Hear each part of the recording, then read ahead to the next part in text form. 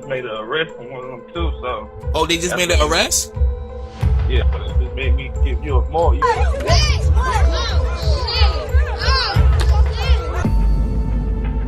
But first, be sure to like the video, subscribe to the channel, and hit the bell icon so you never miss an upload from us. And with that being said, let's get straight into the video. At the very moment when Shanquella's death case started getting more and more public attention and the public changed into a hungry lion, the Cabo 6 members literally showed their audacity to roam freely on the streets of North Carolina. The crowd took their chance and showed their audacity to serve street justice in the name of Shanquella. The disturbing video of the Cabo 6 being tackled by the angry public over their treatment of Shanquella Robinson has surfaced. But what is even more interesting is that the one person in public was Shanquella's ex-boyfriend, Ricky. Ricky also jumped on the murderers and took part in serving street justice. We'll tell you what they got, which wasn't everything, but was nonetheless punishment. According to the North Carolina Beat, Shanquella's killers were caught in Greensboro, North Carolina, in broad daylight. When other Cabo 6 members were getting hit by the crowd, Shanquella's ex-boyfriend appeared from nowhere, and he started hitting Nazir Wiggins, one of the members of Cabo 6 and the alleged murderer of Shanquella.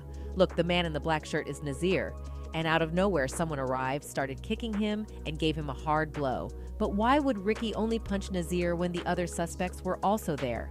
Because Nazir has been doing shady things since the death of Shanquella. Shanquella Robinson was on vacation in Cabo San Lucas, Mexico, when her mother, Salamandra Robinson, last spoke to her on the phone. According to Salamandra, a 25-year-old hairstylist from Charlotte, North Carolina, went on a trip on October 28th with 7 pals to celebrate a birthday. Mrs. Robinson said they had a villa and they stayed there all night. They didn't go out at all. According to Salamandra, on the first night of their journey, Shanquella called her mom before dinner, and their conversation was like this. She told me they had a chef. They were getting ready to eat.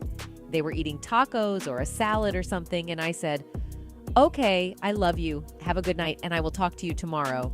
However, Salamandra and Shanquella lost contact with one another. Her 25-year-old daughter passed away in fewer than 24 hours, and Mrs. Robinson has now started interrogating her companions for details. Pretty much asking them what happened on the trip, and asking them pretty much what we heard. When North Carolina investigated the hotel management and staff, they told the police that the group was having a good holiday vacation, but some members suspiciously one day called the management and asked for medical help. The doctor came and did CPR on Shanquella, but she was dead already before the CPR process.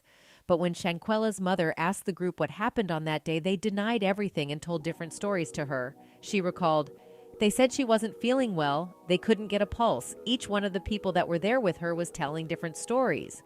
According to reports, Shanquella's acquaintances informed Salamandra that alcohol poisoning was the cause of her daughter's death.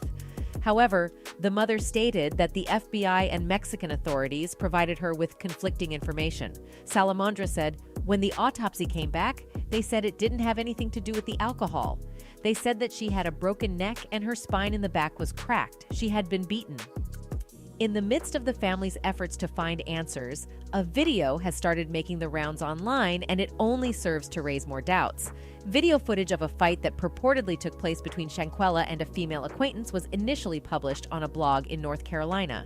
In the video, a naked lady can be seen being punched, while someone outside the frame begs Quella to fight back. The site named a number of people who, according to the authors, were on the trip to Cabo with Shanquella at the time of her passing. One individual, whose name is given in the blog as Nazir Wiggins, has admitted that he was on the trip to Cabo, but he has refuted the assertion made in the blog that he was to blame for her death. Nazir posted an Instagram story writing, "How TF am I covering up something I'm just as blind as y'all about? I went to enjoy my birthday and in return got the worst day of my life." But the truth is against his words. If you have watched that disturbing video, there is a voice of a man that comes from behind, and the voice says, "Can you at least fight back, Shanquella?" And it is being speculated that this voice is Nazir Wiggins. A staff member also claimed that Nazir was seen there in the hotel when the doctor arrived, and he was also seen talking to the nurse. These things are all creating more confusion, but definitely are suspicious. So it is clear that Nazir is lying in that he does not have any concerns related to Shanquella's death. But Nazir is somewhere unaware of how this case is expanding rapidly, and the public has a keen eye on this case. One person said, Nazir knows the whole story about what happened to Shanquella. That rat, I pray he get his street justice on that guy. Another one urged Nazir to tell the whole story to the public, writing, Nazir the truth and not the damn juice boy. Nazir, please step up. Do the right thing, man. Tell Mr. and Mrs. Robinson what exactly happened to their baby girl. Hash justice for Shanquella. But you know what is even more devastating is that the federal government is not pressing any charges on anyone when the suspects can clearly be guessed. And when it is also evident that Shanquella did not die because of alcohol consumption, but because of the fractured neck and spinal cord injuries, the justice system is still not paying attention to this case. U.S. prosecutors decided not to press charges in the October death of Shanquella Robinson. U.S. attorneys' offices in 2 North Carolina districts issued a statement explaining their decision just before Robinson's family members were set to hold a televised press conference to discuss the investigation and the murder. The statement was, "The investigation into the circumstances surrounding the death of Miss Robinson has been a priority for federal prosecutors and the FBI. As in every case under consideration for federal prosecution, the government must prove, beyond a reasonable doubt, that a federal crime was committed based on the results of the autopsy and after a careful deliberation and review of the investigative materials by both U.S. attorneys' offices. Federal prosecutors informed Ms. Robinson's family today that the available evidence does not support a federal prosecution. Moreover, officials in Mecklenburg County, North Carolina, said that the available evidence does not support a federal prosecution after a detailed and thorough investigation and autopsy. And what is even more shocking is that Shanquella's case is now investigated as a femicide case when it's clearly a homicide. We don't know why they are doing this. Maybe it is another way of burying this case, but to some extent, it can be femicide. Shanquella may be killed because of being a woman, and we already know that the person behind all these heinous acts is Nazir Wiggins. He did not want to get his hands dirty and used other members so that his true face was not revealed. Friends told them that they were seeing signs, so she was showing symptoms of alcohol. Nazir is blatantly using the other members' names and telling a lie in this whole video that he was not there. But everyone at the hotel claims that Nazir was there. But this case has created a crisis in the whole world.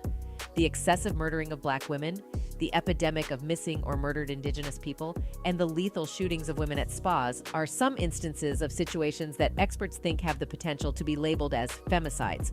A scholar at a university said, as a society, we need to recognize that these are not one-off deaths. These are in fact connected to patterns of masculine violence, and we need to think more closely about preventing that kind of violence. But the main problem is execution. If Shanquella's case is really a femicide, then the prosecution must execute the law and punishment for the murderers of Shanquella, which the prosecution is not doing. And according to Shanquella's sister, no one has been arrested. Everybody is being arrested and doing time in Mexico. Everybody was extradited over there and doing time over there. That'll be justice for us as of now.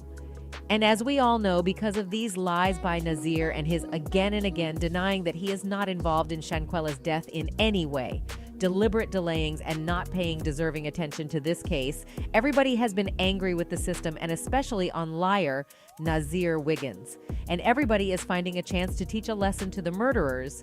So Shanquella's ex-boyfriend made it to the chance and became successful in teaching lessons to Nazir and punched him right in his face. But again, Nazir denies that he did not get punched. He went to his story to say, nothing happened, y'all can stop calling me, and don't listen to that lying, compulsive blog. That's it for today, folks. Until next time, goodbye.